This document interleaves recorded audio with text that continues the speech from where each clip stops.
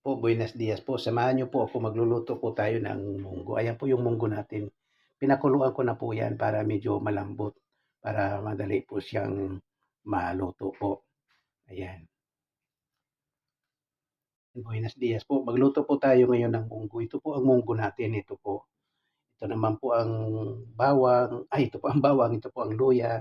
Ito po yung pitsay kasi po wala po tayong ibang dahon dito ngayon na pwedeng pansahog sa munggo. Kaya pitsay po muna yung pangsasahog natin. Ayan po. Ito po ang pitsay. Ito po ang sibuyas. Ito po ang manok natin. Igigisa po natin sa manok yung ating munggo. Kaya ayan po, samahan niyo po ako at magluluto po tayo. Ano po? Yan lang po muna kayo ha. I-ready po natin yung ating paglulutuan.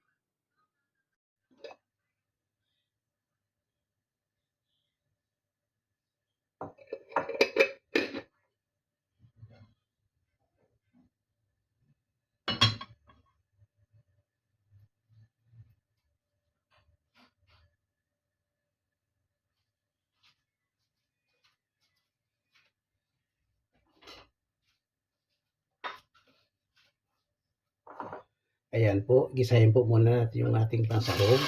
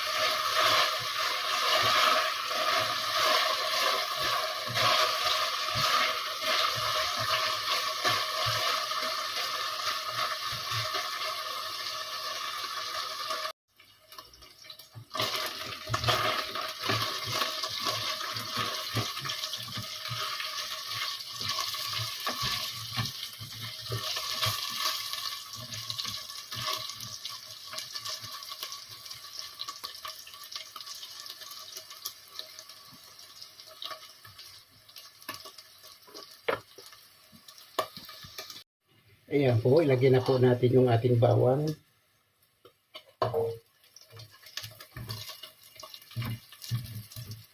At yung ating luya.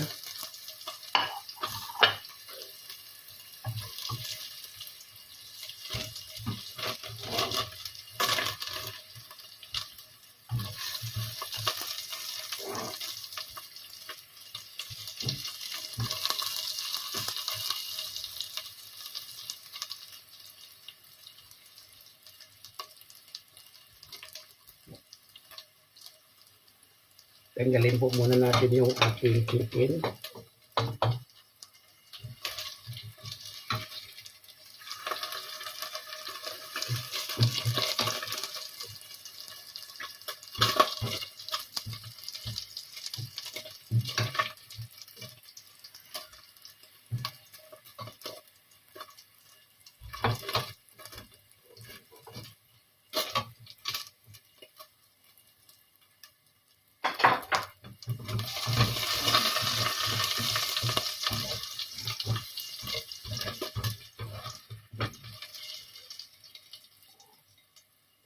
Lagay na po natin yung ating sibuyas.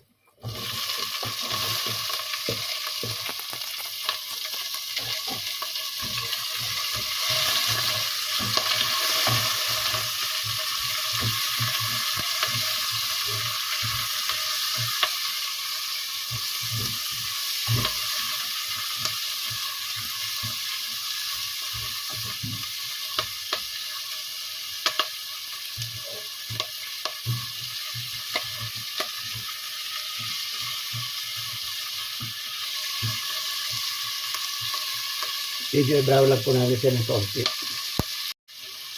Ayan. Kung ilagay na po natin yung paa ng pechay. Ayan. Para masama po siya sa paggisa. Bago po natin ilagay mamaya yung ating munggo. Pero yung dahon po ng pechay, medyo ihuhuli pa po natin siya ng konti.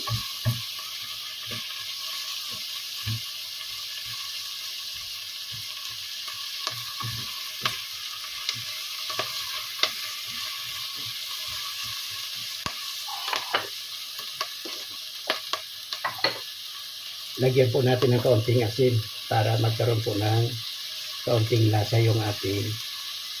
Pero kaya pa po natin siya talaga titimplahan.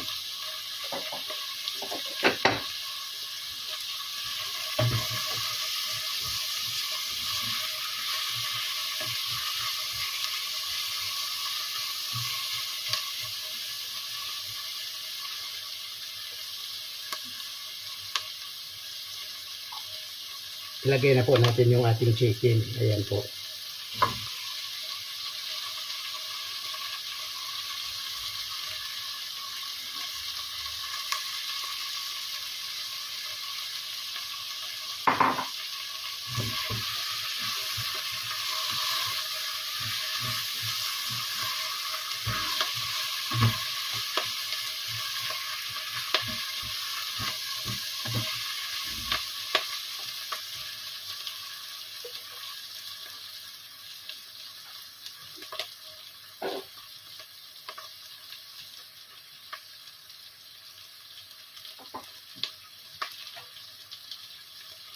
Lagyan po natin ng konting sabaw ng ating pinaglagaan ng munggo.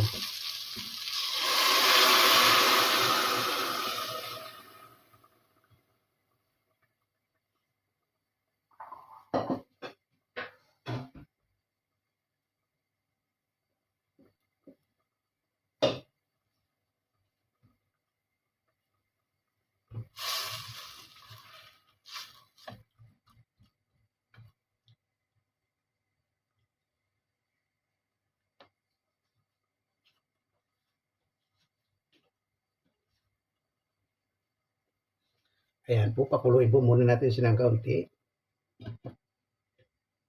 Hintayin po natin siyang kumulo bago natin ilagay yung munggo talaga. Ayan po, kumulo na po.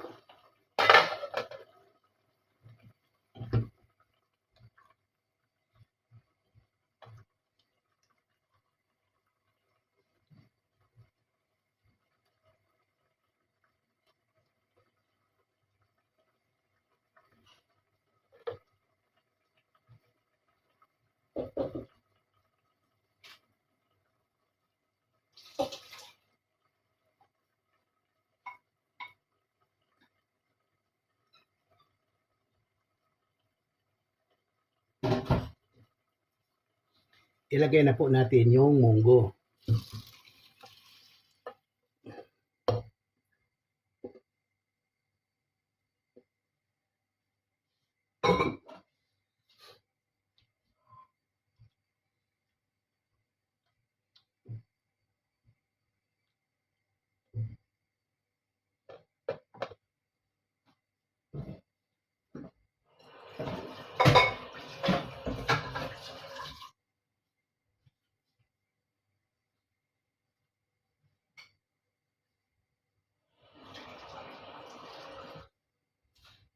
Dagdagan po natin ng kaunting sabaw.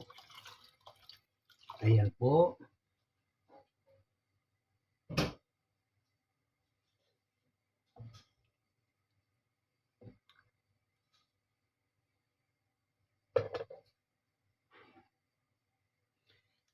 Lagyan na po natin yung ating mga pangpasarap.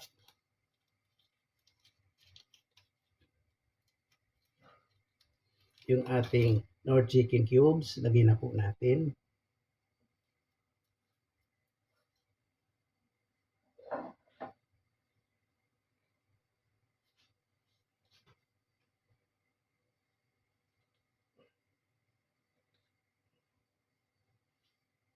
Lagyan po natin ng kaunting ano to.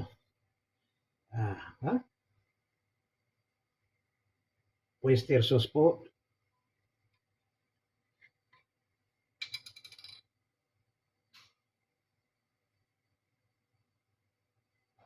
Ayan po, pampalasa po natin.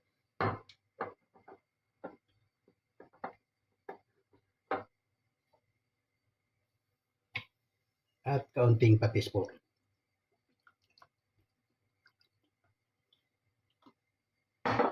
Mamaya po, anuin po natin siya uli kung okay na ang lasa.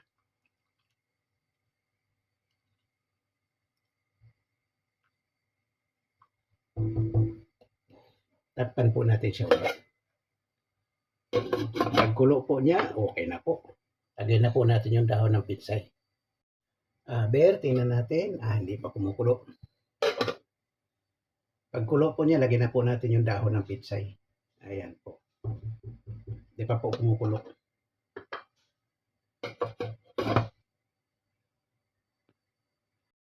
Tingnan po natin. Ayan.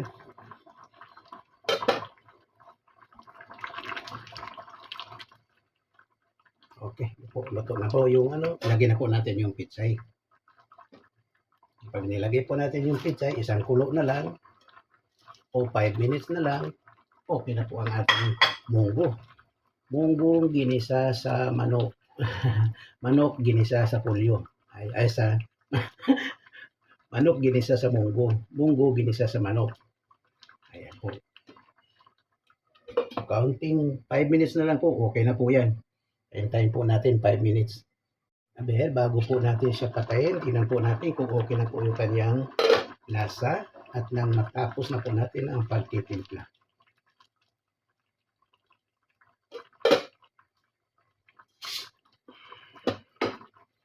Aber,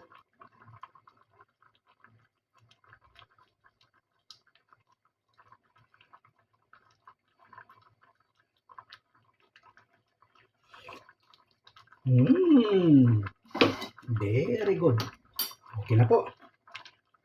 Ayan, luto na po yung ating chicken with munggo o munggo with chicken. Salamat po. Maraming salamat sa inyong panonood sa aking video. Palagi niyo pong subaybayan ang Kuya Dor Vlog 23 at makasama ko po kayo sa lahat ng aking mga video. Ayan po, patayin na po natin. Okay, patayin na po. Bye-bye po, bye-bye. Maraming salamat. Kung hindi pa kayo subscribers ng Kuya Dor, mag-subscribe na po kayo. Bye-bye po.